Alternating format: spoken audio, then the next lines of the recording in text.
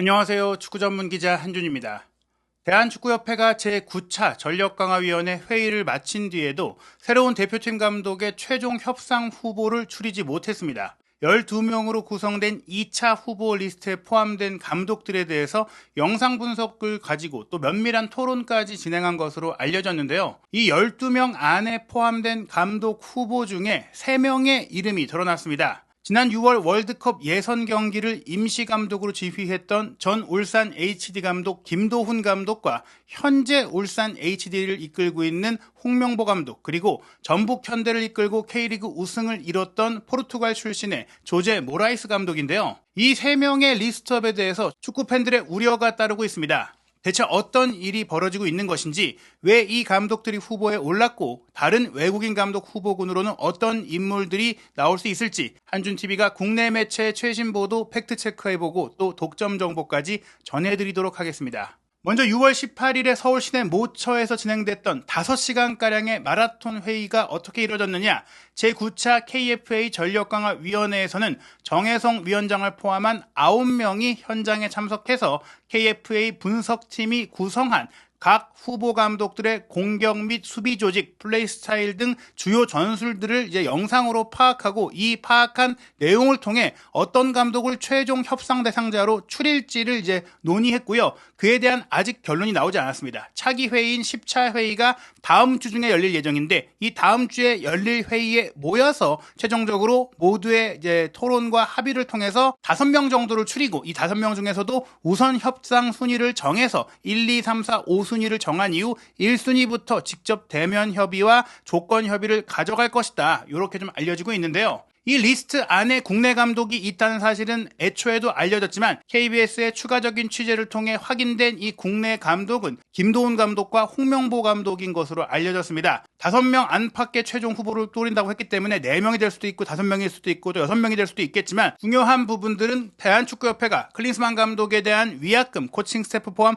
100억 원가량의 위약금을 지불해야 하는 부분과 천안축구센터 건립으로 인해 협회 재정이 빠듯한 상황이다 보니까 좋은 외국인 감독, 지금 대한축구협회에서 어느 정도 조건으로 리미트, 마지노선으로 정해놨던, 우리가 5월 협의에서 놓쳤던 최소한 제시마시 감독 정도의 수준의 감독을 데려오는 데 있어서의 조금 어려운 점들이 있지 않냐, 그런 부분들 속에서 그렇다면 애매한 외국인 감독을 선임하는 것보다는 검증돼 있고 또 우리 사정을 잘 아는 그런 감독이 좋지 않겠느냐, 이런 얘기 속에서 특히 6월 A매치를 성공적으로 이끌었다라는 전력강화위원회의 내부 평가를 받은 김도훈 감독이 이제 포함이 된 것인데, 김도훈 감독 본인은 사실 임시감독직 이후에 계속할 생각이 없다라고 하긴 했으나, 또 정말 제안이 오고 얘기가 온다면 또 마다할 자리는 아니거든요. 감독으로서 당연히 욕심이 날 수 있는 자리이기 때문에 전력강화위원회가 정말 6월의 A매치를 면밀하게 이 감독과 또 스태프의 역량이 잘 드러난 결과인지에 대해서 분석할 수 있는 능력이 있느냐에 대해 조금 우려가 따르는 건 사실입니다. 분명히 김도훈 감독이 6월 A매치를 잘 이끌었고 또 싱가포르 원정 7대0 대승 같은 내용은 좋긴 했지만, 싱가포르가 또 홈에서 이미 사실상 3차 예선 진출이 탈락된, 좌절된 상황에서 치렀던 조금 공격적인 형태의 경기 운영이었기 때문에 그런 상황 속에서 조금 잘 맞아들어갔던 부분들도 있고, 김도훈 감독이 6월 A매치에 다양한 또 K리그의 새로운 얼굴을 발굴하고 발탁하고 기용했던 부분들이 좋은 점수를 받기는 했으나,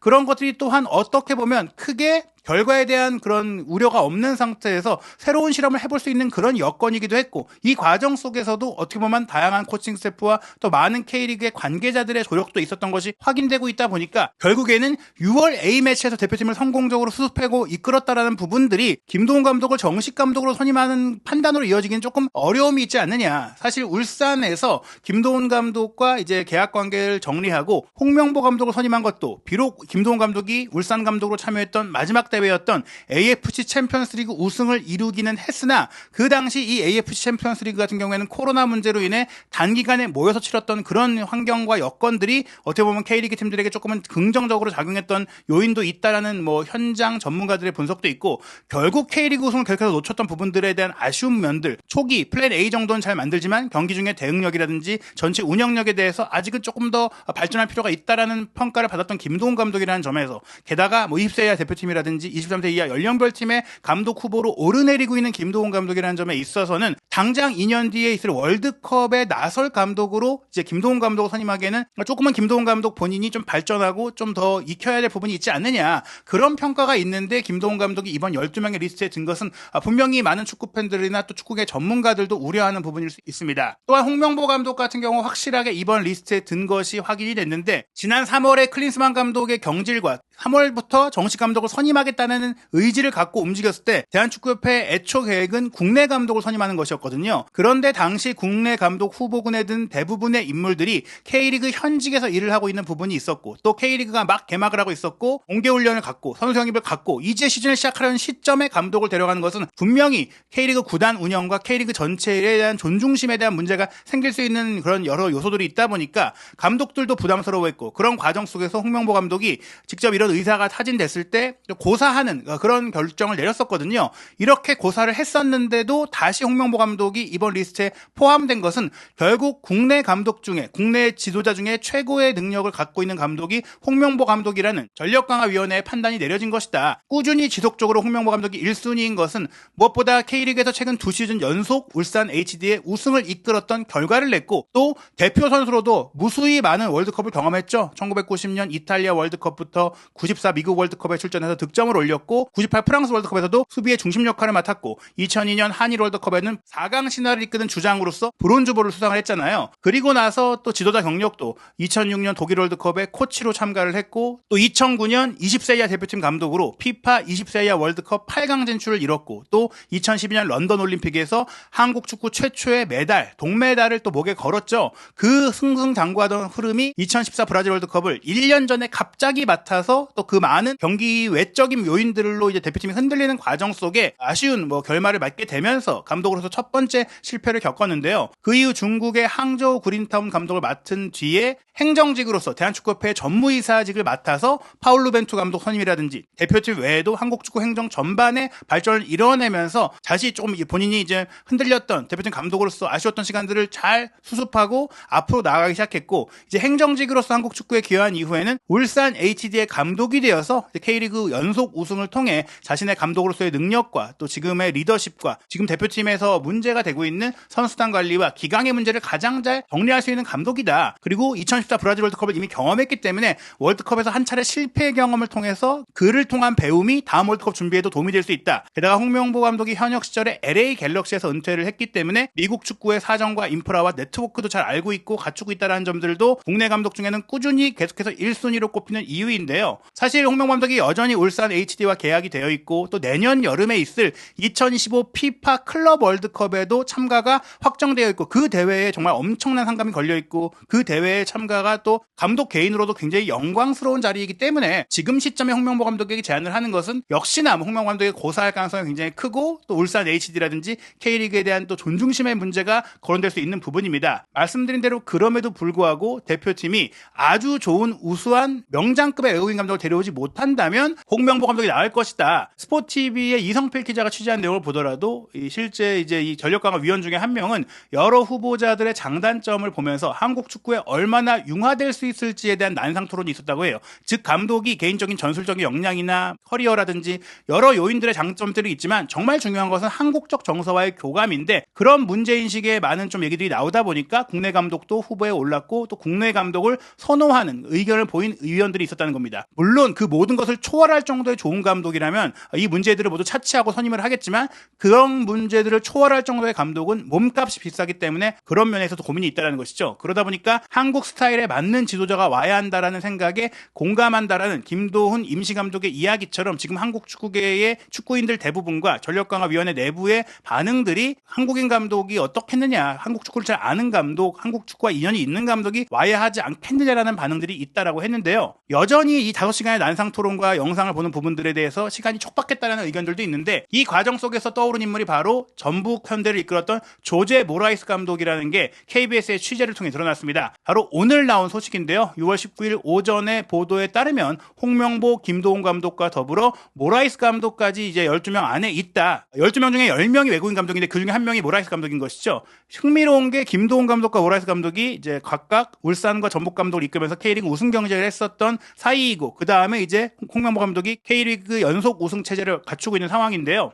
모라이스 감독 같은 경우에는 지금 얘기 드린 요건, 본인의 지도자로서의 커리어도 꽤 화려한 편인데 물론 감독으로는 아쉬운 결과들이 있었지만 그래도 K리그를 경험했고 또 K리그 2연속 우승을 이뤄냈다라는 점, 그 이후에도 꾸준히 아시아 축구계에서 활동하고 있다라는 점이 높은 점수를 받고 있는 것 같고, 전북현대 수준의 연봉 수준과 코칭 스태프의 이제 규모를 봤을 때는 충분히 협회 예산 안에서 계약할 수 있는 감독이다. 다만 이제 모라이스 감독이 이란의 명문팀인 세파한 감독으로 일하고 있는데 이 계약은 사실 뭐 이미 시즌이 끝난 프리시즌 상태, 오프시즌 상태이기 때문에 충분히 정리가 될 수 있는 상황인 것으로 알려졌어요. 일단은 세파한에서 그렇게 모라이스 감독이 좋은 성과를 내지 못하다 보니까 충분히 이제 상호 합의하에 계약을 해지할 수 있는 상황이다. 원만하게 위약금 없이 올 수 있는 상황이다라고 볼 수 있는데요. 사실 조제 모라이스 감독은 본인의 감독으로서의 커리어는 좋지 않지만 코치로 일했던 커리어가 화려하죠. 바로 무리뉴 감독 사단의 일원인데요. 무리뉴 감독의 첼시 2기 시절에 후이 파리아와 함께 수석 코치 역할을 맡았었고, 또 그 전에 인터밀란에서 트래블을 달성할 때도 코칭 스태프의 일원이었고, 레알 마드리드를 지휘할 때도 코칭 스태프로 일을 했기 때문에 무리뉴 감독의 전성시대를 꾸준히 함께 해온 감독이라는 점입니다. 본래 이제 모라이스 같은 경우에는 벤피카 2군 감독으로 1999년에 감독 경력을 시작을 했었고요. 그 뒤에 포르투갈 클럽인 에스토릴 프라이아에서 본인이 이제 1군 감독을 맡았었고, 그 뒤에 2003년 무리뉴 감독의 부름을 받아서 무리뉴 감독의 역사가 시작된 포르투의 이제 코치를 맡으면서 무리뉴 사단이 됐는데, 포르투를 떠나 무리뉴 감독이 첼시로 갈 때는 본인이 다시 본인만의 포르투갈 리그에서 감독 커리어를 만들려고 했어요. 아카데미코라든지 산타클라라 같은 팀의 감독을 맡았고, 중동 지역의 팀인 알샤밥의 감독을 맡기도 했는데 대체로 이제 감독 시기가 오래되지 못했습니다. 계속 성적 부진으로 좀 물러나는 부분들이 있었거든요. 그 과정 속에 뭐 예멘 대표팀 감독을 맡았는데 역시나 예멘 대표팀에서도 몇 달여 만에 이제 사임하는 상황들이 나왔고, 또 북아프리카 지역의 에스페랑스 감독을 맡았는데 여기서도 좀 실패를 하게 됩니다. 감독으로 사실 줄줄이 실패를 하다가 다시 이제 인터밀란에 부임한 무리뉴 감독의 부름을 받아서 인터밀란 그리고 레알 마드리드, 첼시 2기까지 무리뉴 감독을 함께 보좌하다가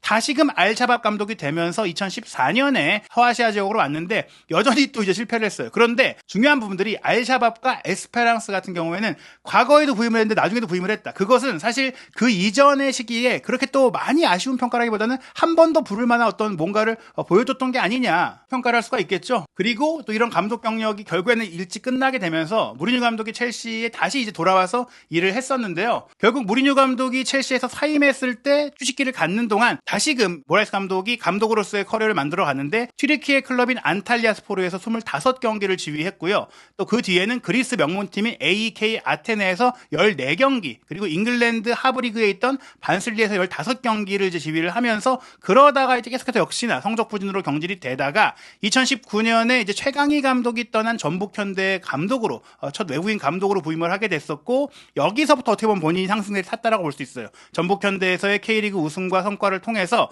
사우디아라비아의 명문 클럽 알힐랄과 2021년 5월에 계약을 해서, 다만 이제 이 알힐랄에서는 좀 일찍 커리어가 마감이 됐죠. 성적 부진으로 인해 오래 가지 못했고, 그 다음에 이제 2022년 6월에 세파한 감독으로 부임을 해서 여기서 이제 74경기째 지휘하고 있고 장기 지휘를 하고 있는 상황인데요. 모라이스 감독 같은 경우에는 전북현대에서 말씀드린 2회 연속 K리그 우승도 이뤘고, 또 마지막 시즌에 FA컵 우승을 이뤘습니다. 사우디에 가서는 과거 알샤밥 시절에 우승컵을 들었던 슈퍼컵을 우승을 했었고, 알힐랄에 부임을 해서 사우디아라비아 리그 우승을 이제 경험하긴 했는데, 시즌 막판에 부임해서 마지막 시기에 좀 그걸 우승을 경험했던 부분이다 보니까 뭐 크게 평가할 수 있는 요인은 아니라고 생각을 합니다. 그리고 가장 최근에 이제 세파한에서 2023-2024 시즌에 팀을 지휘하면서 리그 순위가 3위로 챔피언스리그 엘리트의 예선 진출권을 따내긴 했어요. 하지만 우승권과는 좀 승점 차이가 10점 가까이 벌어졌기 때문에 조금 아쉬운 결과라고 할 수 있겠고, 이란 FA컵이라고 할 수 있는 하즈피컵에서도 16강에서 탈락했고, 무엇보다 아시아 챔피언스리그 조별리그에서 탈락을 했기 때문에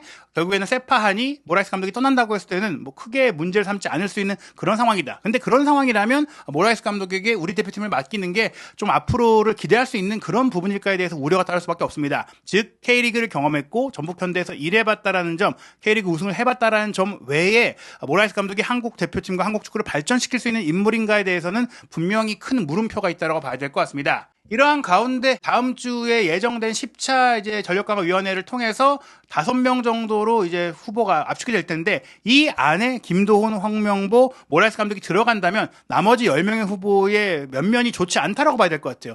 제가 개인적으로 알고 있는 수많은 거의 100명 가까이 되는 대한축구협회에 제안을 하고 이력서를 보낸 외국인 감독들은 훨씬 더 검증됐고 훨씬 더 좋은 인물들이 많았습니다. 커리어상으로. 다만 이들 중에 이제 너무나 연봉이 높은 100억 원대 연봉에 달하는 모예스 감독이나 베니테스 감독이나 그리고 치치 감독 같은 인물들은 배제가 됐고 협회의 예산 범위 안에서 데려올 수 있는 그런 감독들만 속아내는 과정 속에 이 10명의 외국인 감독이 이제 들어갔다라고 하는데요. 이 리스트 안에 어떤 감독이 있는지는 정말로 철저한 보안이 유지되고 있고 또 일부 안다고 하더라도 협상에 영향을 미칠 수가 있기 때문에 저희가 공개할 수는 없지만 저희가 이전 영상에 소개해드린 대로 유로 2024에 현재 참가하고 있는 감독도 유로 대회를 마치고 결별할 가능성이 있기 때문에 대리인을 통해 한국 대표팀에 대한 관심을 표명한 인물이 있고요. 그 인물들에 대해서 많은 좀 추측들이 나오고 있고요. 이 팀들에 대해 제가 힌트를 드린 부분은 한 팀은 우승 후보이고 지금 첫 번째 경기도 아주 잘 치렀지만 그 외적인 본인의 이제 개인적인 이유로 인해 이 대표팀을 유로까지만 이끌고 만약에 우승을 하거나 엄청난 좋은 성과를 내는 게 아니라면 물러나고 한국 대표팀을 맡아보고 싶은 의지를 보인 인물이 있고요. 한 팀은 이제 첫 경기에서 패배를 했고요. 조별리그 탈락이 좀 유력한 팀이기 때문에 남은 두 경기 결과를 봐야 되겠지만 이 감독 같은 경우도 사실은 뭐 계약 기간이 유럽 예선전, 월드컵 예선전까지 2025년 말까지 되어 있긴 하지만 이 대회 조별리그에서 탈락한다면 위약금 없이 경질되는 조항이 계약서 안에 있다라는 것이 확인이 되면서 이 감독도 이번 대회를 통해 만약에 본인이 사임을 하게 되면 한국 대표팀 감독에 부임하고 싶다라는 의사를 대리인을 통해 전해왔습니다. 이 두 감독이 충분히 뭐 지금 말씀드린 앞선 공개된 후보들과 비교했을 때 결코 뭐 손색이 없는 또 어떻게 보면 더 좋은 면들이 있는 감독이라고 할 수 있고요. 또 유로에 참가한 분 중에는 아시아 축구에 대한 접점이 있는 또 분이기 때문에 그런 점도 분명히 고려 대상이 될 수 있을 것 같습니다. 그리고 이제 라리가에서 이제 좋은 팀, 명문 팀을 지휘했던 감독 2명이 지금 한국 대표팀 감독을 원한다고 이제 공식적으로 의사를 표명한 상태인데요. 그 중에 한 분은 말씀드린 대로 라리가 2부 리그 팀에서 1부 리그 승격을 이뤄낸 적이 있고 1부 리그에서의 성적은 사실 좋지 않았지만 그래도 라리가에서 유럽 대항전에 꾸준히 참가하는 명문 팀을 지휘했던 경험이 있는 분이고 또 그 분이 길지는 않지만 아시아 리그 팀도 지휘했던 경험이 있는 분입니다. 많은 분들이 추측하고 계시는데 아기레 감독은 아니고요. 다른 감독이고요. 좀 더 젊은 감독이고 축구 매니아들도 잘 알기 어려운 정말 스페인 축구의 매니아들만 알 수 있는 이름이긴 한데 이 분이 지금 현재 무직 상태로 한국 대표팀 감독 측에 관심을 갖고 있다라고 할 수 있고 뭐 이분은 뭐 유소년 축구라든지 또 다양한 스페인의 하브리그의 경험도 많고 실력이 떨어지는 선수를 통해서도 좀 이제 전술적인 면을 통해서 성과를 냈던 그런 감독이라고 할 수 있겠고요. 또 다른 한 분은 이제 스페인의 명문팀을 역시 지휘했던 분인데 그 명문팀이 레알 마드리드, 바르셀로나, 아틀레티코 이런 팀은 아닙니다. 하지만 그 팀들을 제외한 인간계 최강급에 속하는 그런 팀의 감독을 했던 분이고 무엇보다 전술적으로 최신 트렌드에 강하고 전술적으로 뛰어난 감독인데요. 이분이 또 스페인 라리가를 떠난 이후에는 최근에 남미의 이제 2개의 대표팀을 지휘했던 감독입니다. 역시나 말씀드린 대로 아기레 감독은 아니고요.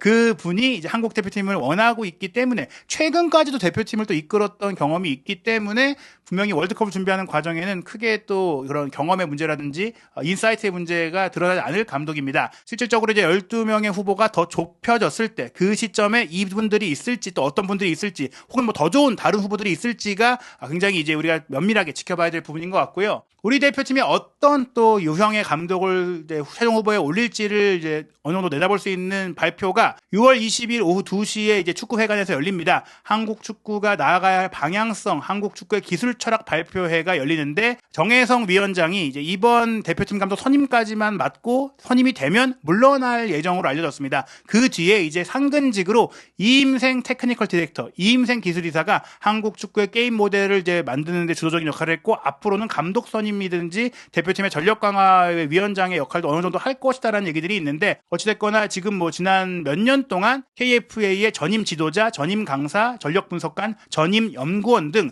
협회 전문가들과 함께 지난 이제 1년 동안 기술 철학을 연구 발전시켜온 이 한국 축구의 정체성, 방향성, 플랜 A에 대한 발표가 20일에 있어요. 그 내용을 보시면 아마도 이제 우리가 리스트업했던 인물들 중에 맞는 인물이 있을 것이고 또 그 인물들이 후보에 오르지 않을까 생각이 되는데요. 과연 또 대한축구협회가 철학 발표에서 어떤 내용들을 발표할지 또 다음 주에 있을 10차 회의를 통해서 어떤 감독이 최종 협상 명단에 오르고 결국 어떤 감독이 한국 대표팀을 맡게 될지 계속해서 새롭게 업데이트된 소식과 또 국내 보도들 한준TV에서 전해드리도록 하겠습니다. 유로 2024에 참가하고 있는 2명의 감독이 한국 대표팀에 직접적으로 관심을 드러냈다고 말씀을 드렸는데요. 조별리그 2차전 경기 결과가 매우 중요합니다. 이 경기 결과와 내용에 따라서 해당 감독들의 마음이나 협회와의 관계가 또 바뀔 수가 있거든요. 크로아티아와 알바니아가 6월 19일 밤 10시 조별리그 2차전의 첫 번째 경기를 치르게 되고 6월 20일 새벽 1시에 독일과 헝가리의 경기가 있죠. 6월 21일 금요일 새벽 4시에는 스페인과 이탈리아의 빅매치가 있고 6월 22일 토요일 새벽 4시에는 네덜란드와 프랑스의 빅매치도 있습니다. 이번 2라운드 결과를 통해서 16강 진출이 확정될 팀도 있고 또 탈락이 확정될 팀들이 있는데 탈락이 확정될 팀 중에 한 팀의 감독이 분명히 한국 대표팀에 강한 관심을 보이고 있고 16강에 오른다고 하더라도 우승하지 못할 경우에는 한국 대표팀에 부임할 생각이 있는 유럽 축구 강국의 감독도 있습니다. 유로 2024를 보는 또 다른 재미로 한국 대표팀과 연결된 감독이 누구인지를 또 살펴보는 것도 관전 포인트가 될 수 있을 것 같은데요. 한준TV 구독, 좋아요, 알림 설정을 통해 최신 축구 소식 확인하시기 바랍니다.